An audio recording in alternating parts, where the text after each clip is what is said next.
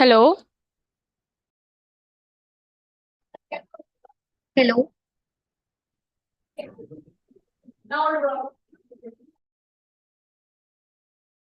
Hello.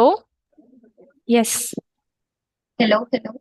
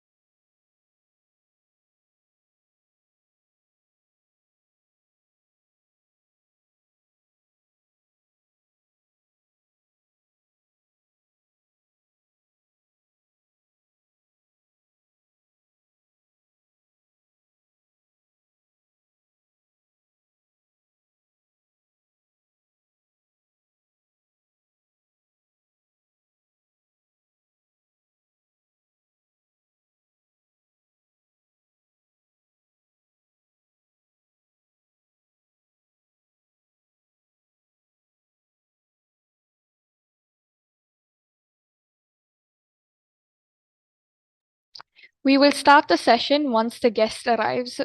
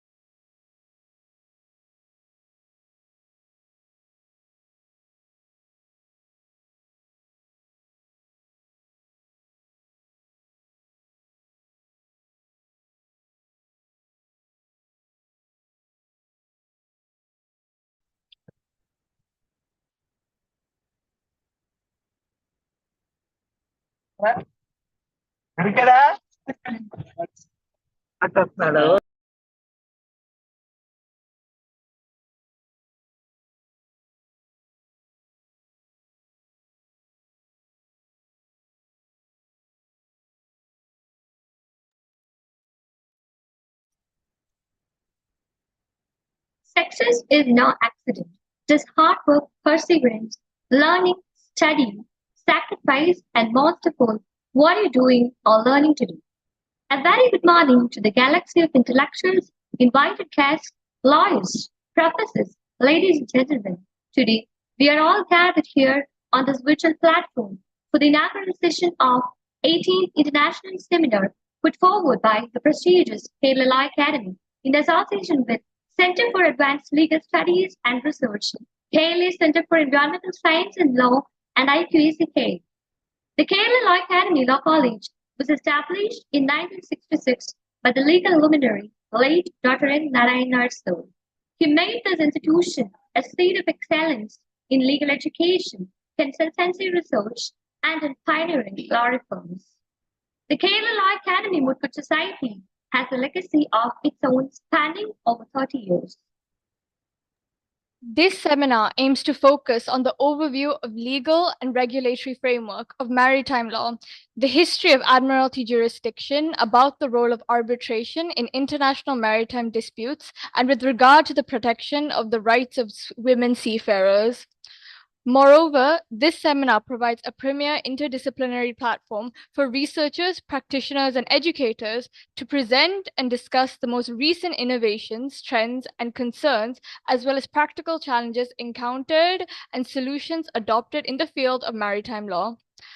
The fragrance of flowers spread only in the direction of the wind, but the goodness of a person spreads in all directions.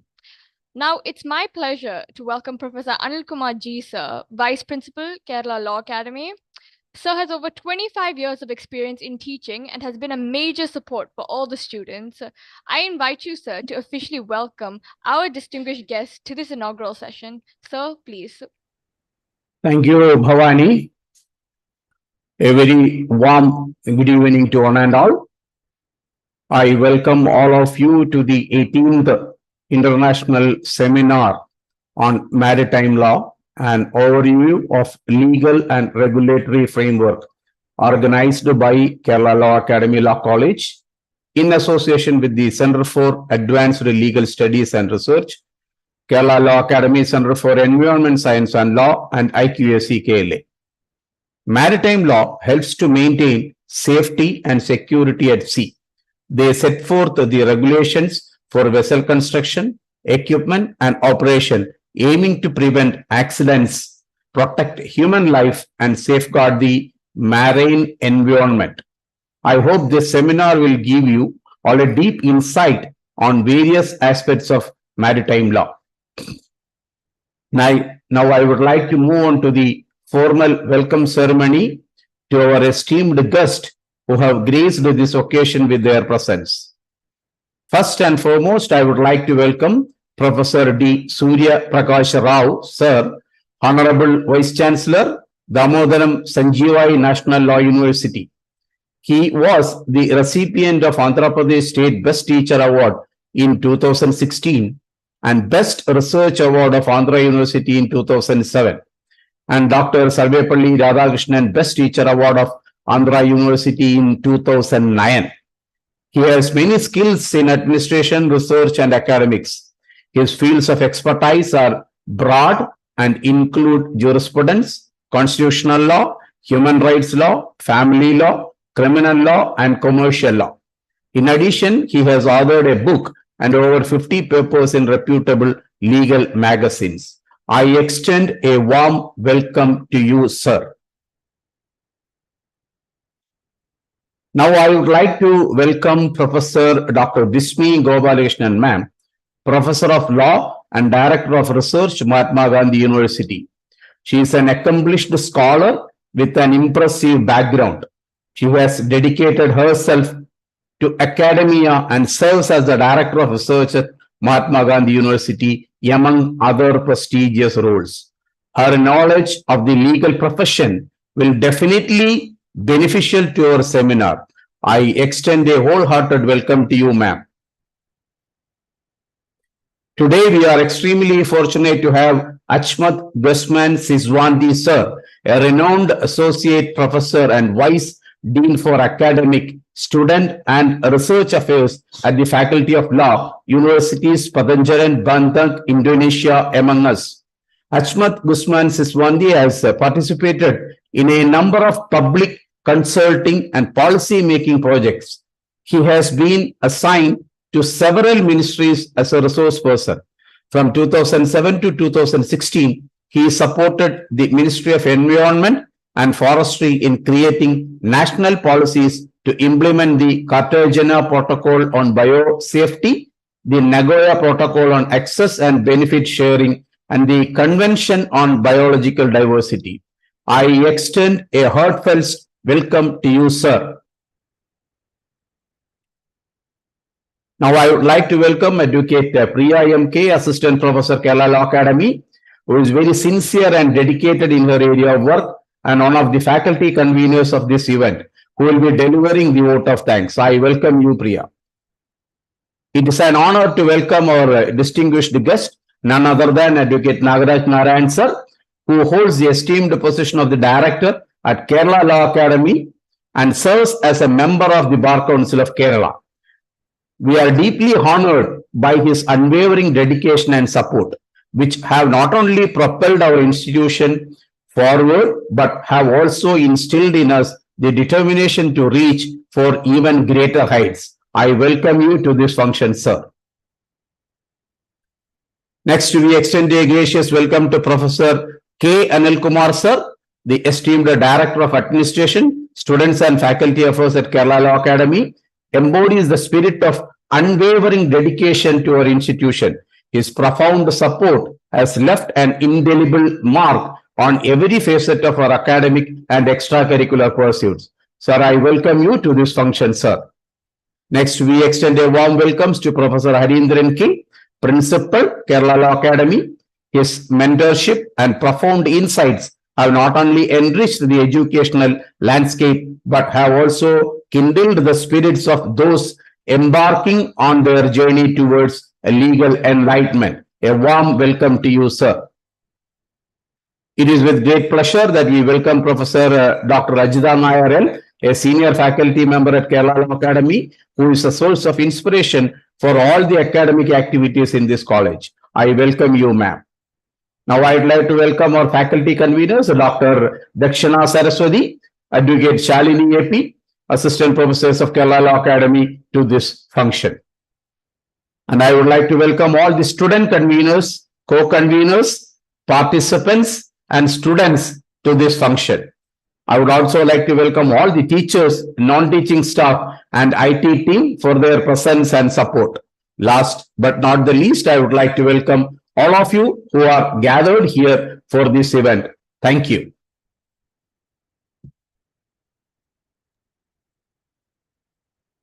Thank you so much, sir, for such a warm welcome. I also extend a heartfelt welcome to you. Today, we are graced by the presence of an eminent personality and a distinguished academician, Professor T. Suri Prakash Rao, sir, Honorable Vice Chancellor, Damodaram Sanchivaya National Law University. He is a senior professor with over 3 decades of teaching experience, with him specializing on multiple areas, including jurisprudence, constitutional law of India, human rights law, family law, criminal law, and commercial laws. He presented more than 40 research papers in various national and international seminars and conferences and wrote over 35 articles on various important topics. I'm extremely privileged to invite Professor T. Suri Prakash Rao sir for the inaugural address. So please.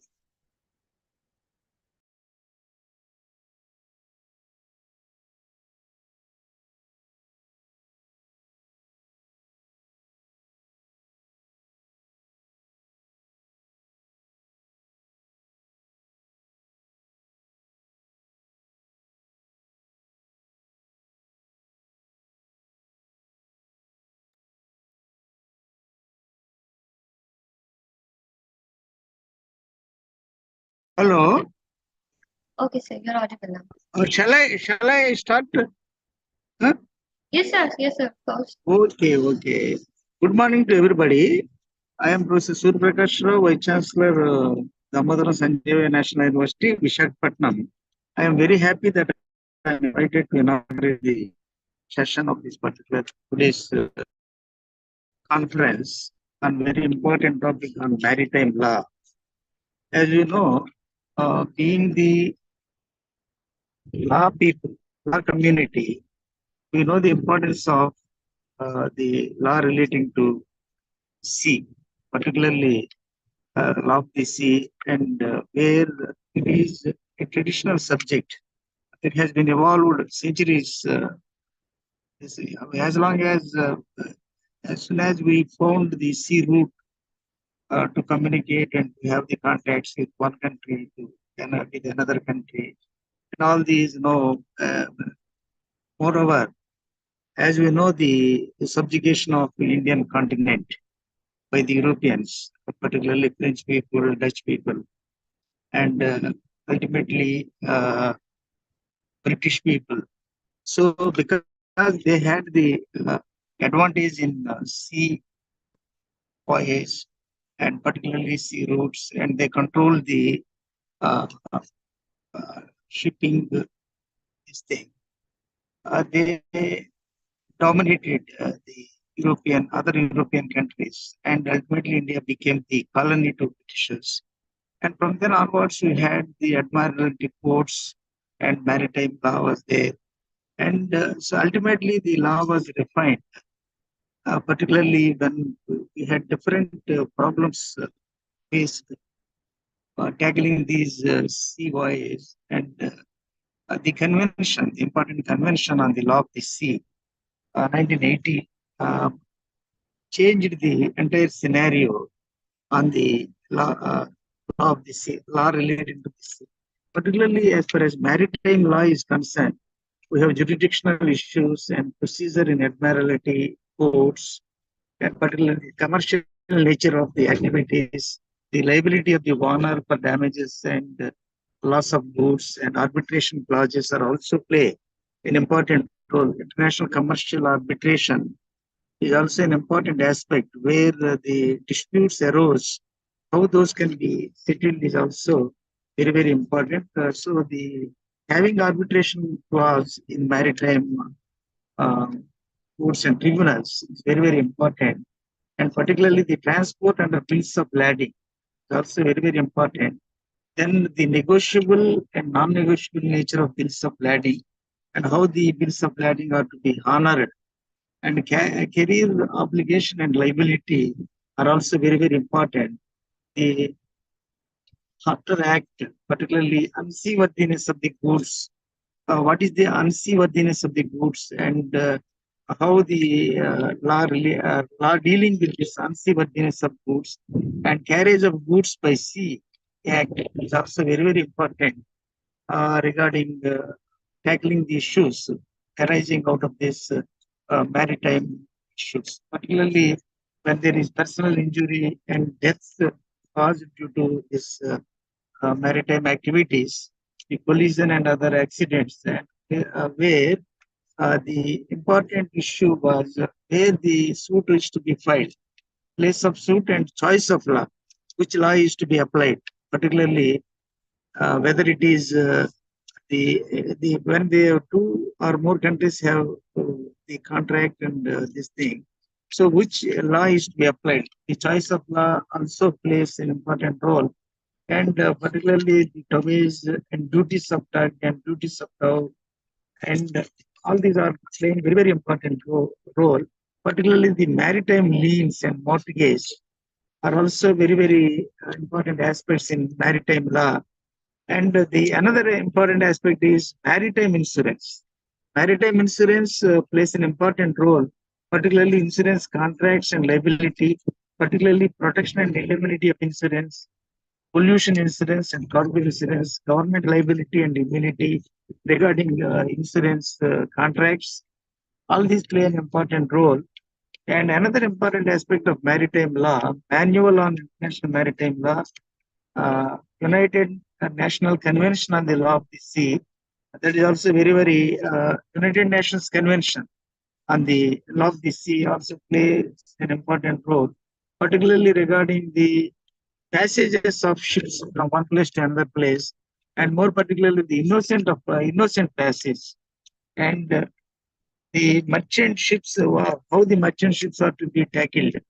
Sometimes there are warships, and there are some disputes regarding the travel of these warships and others, and merchant ships and innocent passage is to be honored in international maritime law.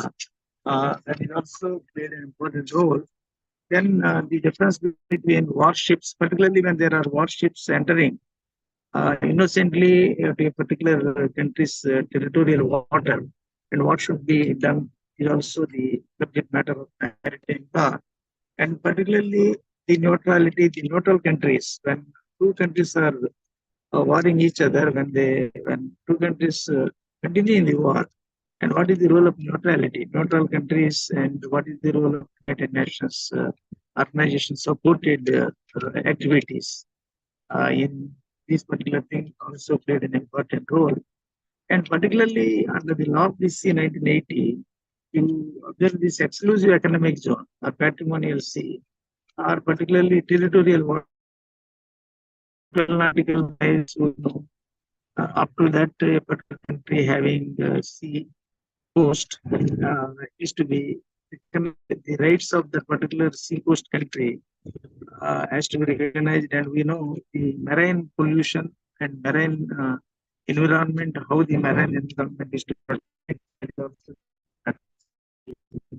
uh, particular maritime law. Every country has CRZ rules, coastal regulation zone rules, coastal uh, is to be protected. Is also a very understood in the maritime law, and particularly settlement of disputes, particular high navigation migratory species. The in India.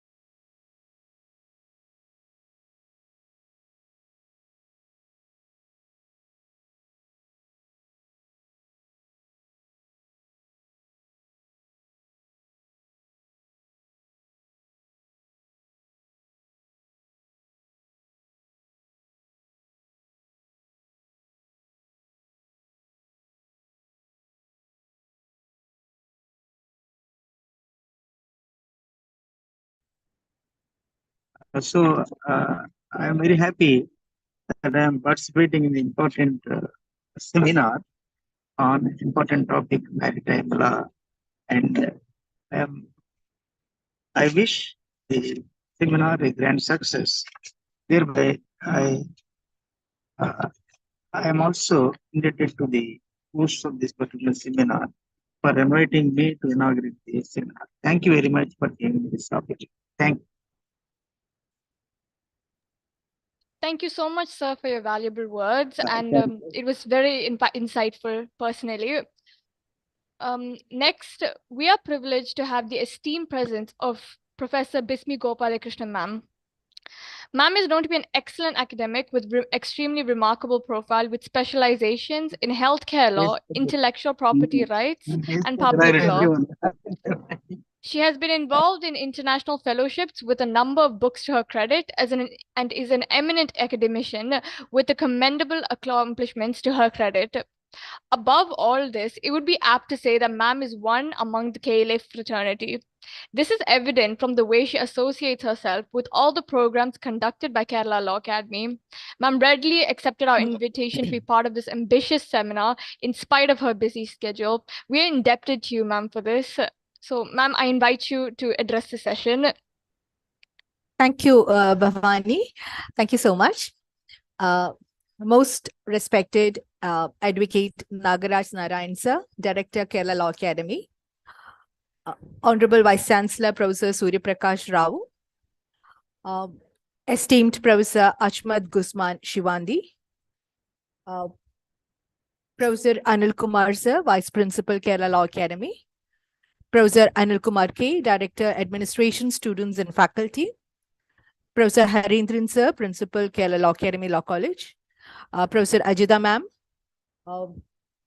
Dr. Dakshina Saraswati, and all the esteemed faculty of Kerala Law Academy, Advocate Priya MK, Assistant Professor and Coordinator. I'm extremely happy to be a part of this yet another international seminar from Kerala Law Academy Law College. And this time, the academic venture explores yet another legal terrain, that is to understand the framework of the maritime law. So, the sources of legislation in the realm of maritime law, it's very diverse. And as all of us understands, the sea is a crucial medium through which human trade and commerce is conducted. It is also a means of voyage, a valuable source of mineral extraction, and a power generation, and an essential source of blue economy. So extensive regulation exists on several fields. For example, in international law, we have international treaties and customary international law.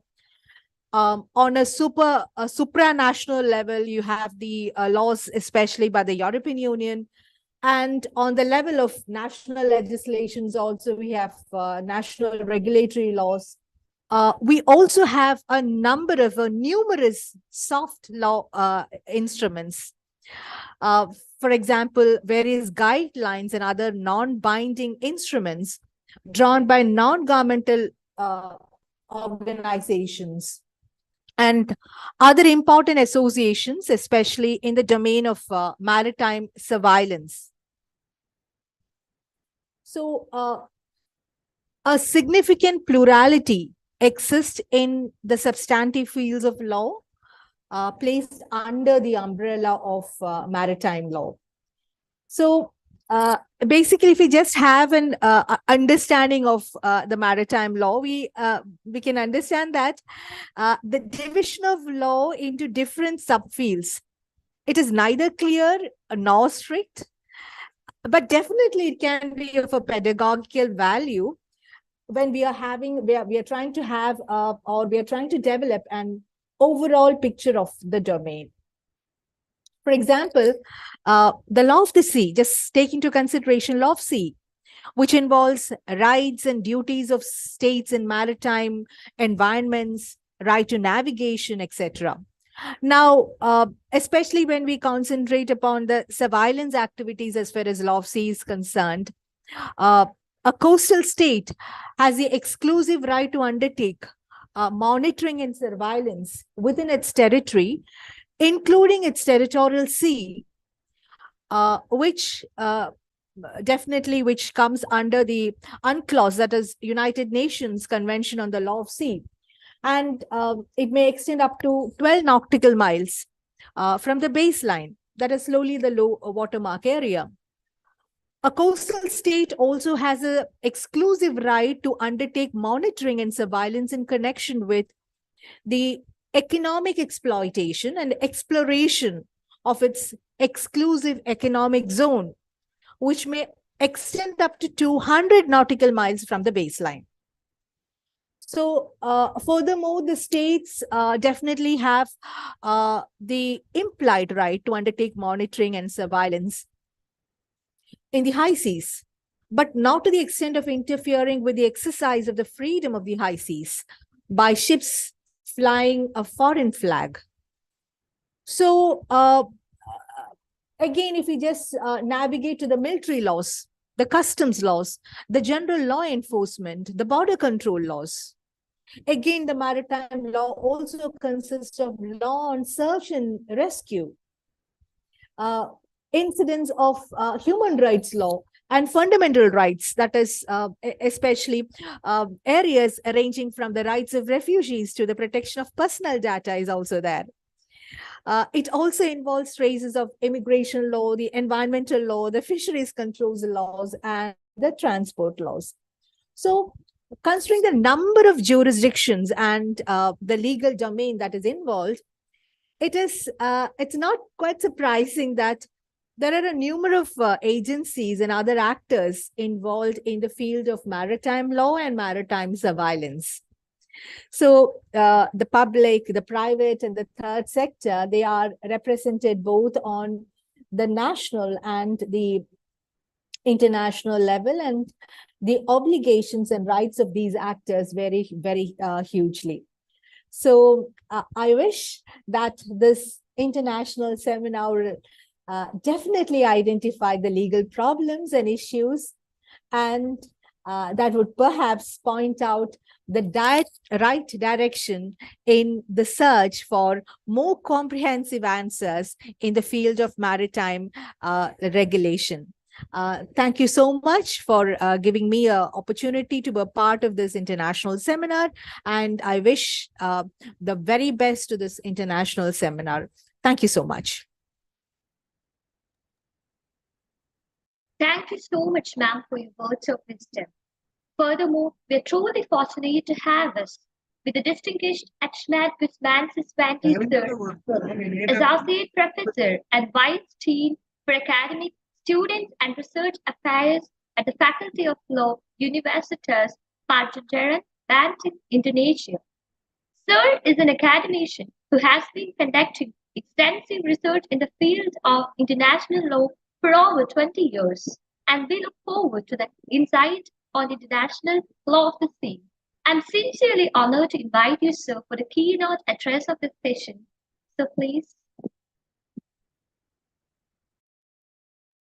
Thank you. Thank you very much for very kind introduction.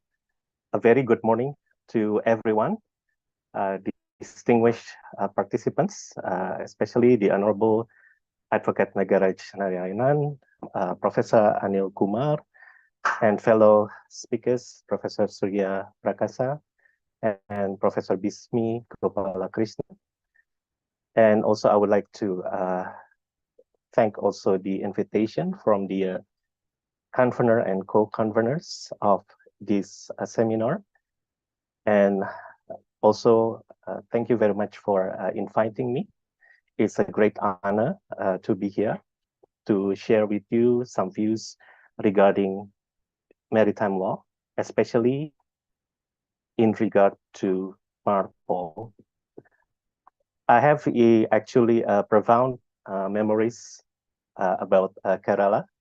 I was invited there back in 2019 by the MES Asmabi Law College, and I had the opportunity also to share my perspectives and have very lively discussions with the fellows at the college. And I'm really honored to be also invited again on this occasion. And I will present my talk on MARPOL at 50, recent developments and the way forward. So I will start with introduction on the relationship between shipping activities and the marine environment. So this issue has gained interest, increasing attention lately. as we can observe from the theme of the World Maritime Day, which was commemorated just few months ago. The event highlights about the marine environmental protection, especially in terms of decarbonization. So as the esteemed previous speakers have alluded as to this very important convention, the Law of the Sea Convention, which was adopted in 1982. It is a constitution for the oceans, and it highlights several provisions, important provisions, especially on the protection and preservation of the marine environment, particularly in part 12. And this part also identifies the sources of marine pollution. And with respect to our main theme today, the sources of marine pollution from vessels and also atmosphere perhaps would be of a particular interest, and hopefully this also will be discussed in the following sessions. And the Law of the Sea Convention, especially on the provisions on marine environment and marine pollution, has also been supported by the instruments adopted under the auspices of the International Maritime Organization. So this is in particular taking into account the relevant provisions on the Law of the Sea Convention, which basically says that states have to take further steps or further necessary measures through the competent international organization, which is the IMO, to establish these general or international rules and standards to prevent, reduce, and control pollution of the marine environment, particularly from vessels. So in that regard, the International Maritime Organization, until today, has hosted and also convened a number of international important instruments, especially with respect to pollution prevention, which is the International Convention for the Prevention of Pollution from Ships, or widely known as MARPOL. So MARPOL has also annexes which address a particular source of pollution. For instance, as to the Annex 1, it regulates explicitly about the oil pollution. And then as for the chemicals, it is regulated under the Annex 2 and 3 of the MARPOL. And as to sewage, it is regulated under Annex 4, garbage under Annex 5, and air pollution and greenhouse gas emissions under Annex 6.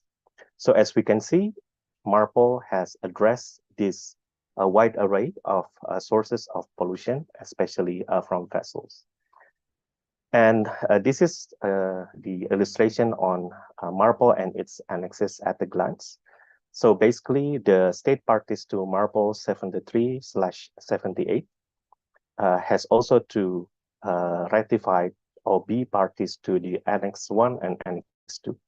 So Annexes 1 and 2 are mandatory to all MARPOL 73/78 parties, while the Annex 3 to 6, Annexes 3 to 6, they are optional. These are very important provisions which help state parties to enforce laws with respect to marine pollution. And especially the flag states and port states have important roles in this regard. So flag states basically would be responsible for all the violations conducted by the vessels registered under its flag, which do not comply with the MARPOL provisions. And also increasingly nowadays, we also have witnessed the important roles of port states, which covers inspection and certification rules. So basically, in this system of port states control, there is no more favorable treatment approach to vessels of non-parties. So it adds to strengthening the international framework on preventing, reducing, and controlling marine pollution from vessels. So the role of the port state control is very important. In the Asia-Pacific region, for instance, we have this mechanism called the Tokyo Memorandum of Understanding on Port State Control in the Asia-Pacific region. And India, in particular, has also been instrumental in becoming one of the states involved in the Indian Ocean Memorandum of Understanding on Port State Control. So this initiative has been very helpful in implementing the international instruments under the IMO, especially MARPOL. Now, how universal is this MARPOL convention and also the annexes? So as we can see from the status of MARPOL and annexes, we can see that these instruments are nearly universal. So most of states in the world have become parties to these important instruments.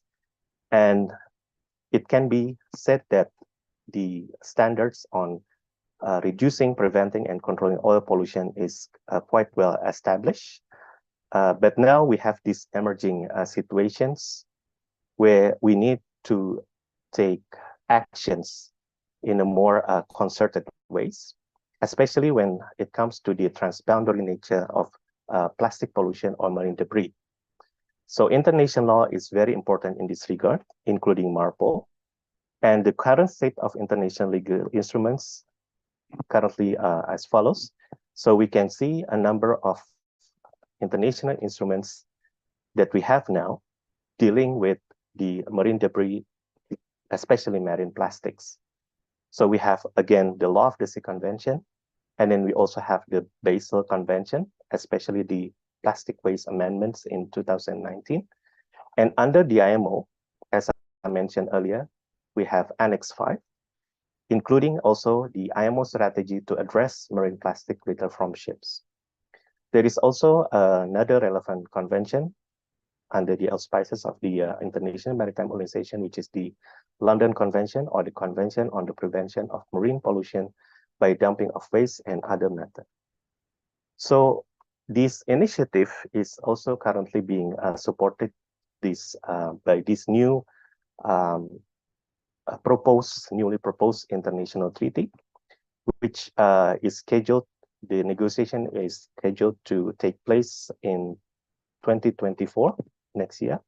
So it is hoped that the international community will have a new legally binding global instrument on plastic pollution, covering measures along the entire life of cycle of plastics. And the development would be, I think, particularly interesting for us also in respect to address the marine plastics or marine pollution, plastic pollution from vessels or from ships. Another issue which is also gaining more and more attention from the international community is the relationship between climate change and green shipping. So as we know, in 2015, the international community adopted Sustainable Development Goals, with one of the goals talks about the climate action. And the IMO, International Maritime Organization, has again also taken steps in this regard by adopting the IMO strategy on reduction of greenhouse gases emissions from ships, which was adopted recently in July 2023.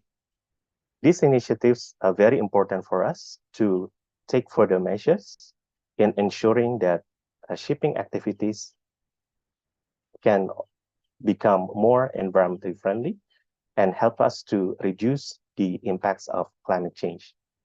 As noted under the United Nations Conference on Trade and Development Review of Maritime Transport, we have to take into account this balance, delicate balance between the decarbonization and also sustaining economic growth. And this is also a timely issue because, as we know, the Conference of Parties of the United Nations Framework Convention on Climate Change is now taking place in Dubai. And one of the agendas that will be also discussed there is about, as we can observe here from the International Chamber of Shipping. There will be also a discussion on the future of shipping, and we hope that in the future we can deliver a net zero world in the world of international navigation or international shipping. So the way forward for this issue, shipping and maritime environment, I would offer a threefold conclusion. So the way forward, the first way forward is, I think we need to recognize this marine environment as an emerging non-traditional maritime security issue. So the relationship between maritime security and marine environment is now becoming more and more inseparable. And in this regard, the MARPOL, as a part of international law regime on shipping and marine pollution, is very instrumental to help us to enforce the provisions of international law regarding how to prevent, reduce, and control marine pollution from ships. So more actions need to be taken in terms of addressing the impact of marine debris and marine plastics, and also climate change. It requires multidimensional approaches or the whole of the government approach. And secondly, I would also like to point out the importance of international and regional collaboration. ASEAN, for instance, has delivered this document on ASEAN Outlook on Indo-Pacific back in 2019.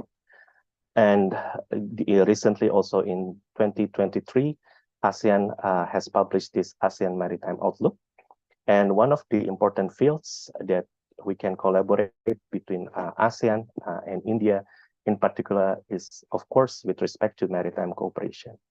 And this is very well encapsulated under the ASEAN-India Joint Statement on Maritime Cooperation, which was adopted recently. And it particularly addresses on the issues relevant to marine environment and shipping, including also green shipping. And lastly, I think we need to also take into account this whole of government approach, which was also pointed out by the Secretary General of the United Nations, that we need all hands on deck to deliver on the policies and investments required to realize a just and equitable transition for the entire maritime sector. So through this international seminar, I hope that we can find ways, innovative solutions and recommendations to move forward, so then we can have all the sustainable maritime industry that responds to the current environmental challenges. Thank you very much for your kind attention. Thank you so much, sir, for this wonderful presentation. I personally found it truly insightful, so I believe everyone else thought so as well. Gratitude is the fairest blossom which springs from the soul. Every celebration is an experience as the external fades away and the internal lingers and echoes in the most depths of our hearts. We are reminded that events like this one are milestones on the journey of life and reminders of God's fidelity all through. Now it's my pleasure to invite Advocate Priya MK, ma'am, Assistant Professor, Kerala Law Academy, one of our faculty conveners of this esteemed event, to deliver the vote of thanks. Ma'am, please. Thank you, Bhavani. Respected dignitaries, faculty members, students, and my dear participants, I welcome you all to the 18th International Seminar on Maritime Law, an overview of legal and regulatory framework organized by Kerala Law Academy Law College in association with the Center for Advanced Legal Studies Research and IQAC KLA. First and foremost, I would like to extend my heartfelt gratitude to late Dr. N. Narayan sir, founder, Kerala Law Academy, whose intent and inspiration for the successful completion of the event. Next, I would like to thank Professor D. Surya Prakash Rao sir, Honorable Vice Chancellor, Damodaram Sanjeevaya National Law University, for gracing this occasion with his esteemed presence. Sir, your participation in our gathering is a source of great honor, and we are profoundly privileged by your valuable time and presence on this auspicious occasion.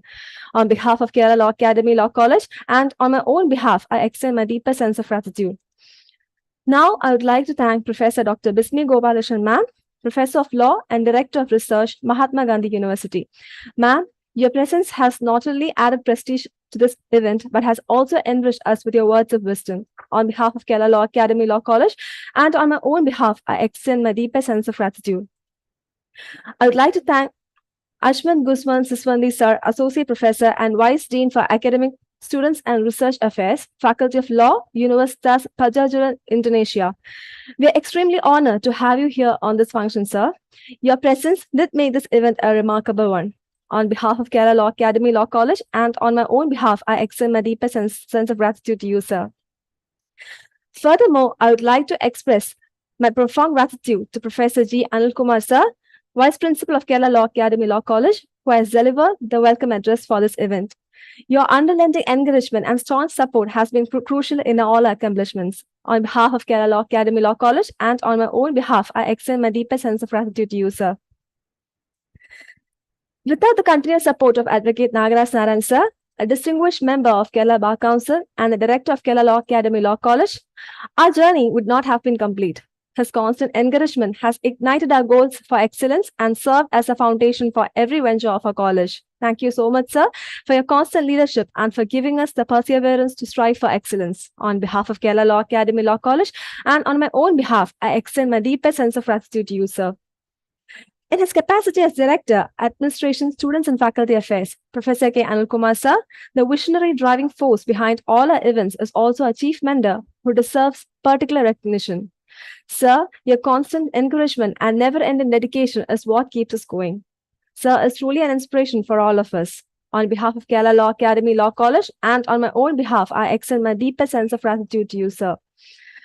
Professor Harindran, sir, the principal of Kerala Law Academy Law College, has been an unwavering support to us as we move forward in our journey like a guiding light. His dedication to our organization and his ceaseless efforts in ensuring the event's success are admirable and deserve our sincere gratitude. Thank you so much, sir. Furthermore, I would like to express our great gratitude to Professor Dr. Ajiza Nair, ma'am, senior faculty member whose profound insight and guidance have been instrumental in making this occasion a reality. Thank you so much, ma'am. I would like to express my sincere gratitude to the faculty co-convener of the seminar, Dr. Dakshina Saraswati, ma'am, Assistant Professor, Kerala Law Academy. Her dedication to strive excellence in all the activities is remarkable. I extend a sincere gratitude for all her efforts in making this event a reality. Thank you so much, ma'am. I would like to express my heartfelt gratitude to Ms. Shalini ma'am, Assistant Professor, Kerala Law Academy, who is also a faculty co-convener of the seminar. I extend my gratitude for her valuable support and guidance extended throughout this event. Thank you so much, ma'am. I would also like to extend my heartfelt gratitude to all the student conveners for their sincere efforts. I also express my sincere gratitude to our IT team, office staff, technical and administrative staffs. Last but not the least, I would like to extend my gratitude to all the students, participants, and other attendees for your kind cooperation and patience throughout this session. Thank you so much. On behalf of Kerala Academy Law College, I extend my thanks to you too, ma'am. On that note, we have come to the end of our inaugural session. On behalf of our institution, I would like to thank all the dignitaries for joining us and enlightening us with their valuable words. I would like to extend my gratitude towards Advocate Nagaraj Narayanan, sir, Director, Kerala Law Academy Law College, who has wholeheartedly supported us throughout this journey. Professor Anil Kumar K, sir, Director, Administration, Students and Faculty Affairs, who has always been a keynote support for all the events conducted. I extend my gratitude to our faculty conveners, our student conveners, and our non-teaching and administrative staff who have put in unwavering effort to ensure the resounding success of this event. Last but not least, I would like to extend my sincere gratitude to each one of you for your kind cooperation and patience throughout this event. This is Bhavani Biju. And Aditya M signing off. Thank you.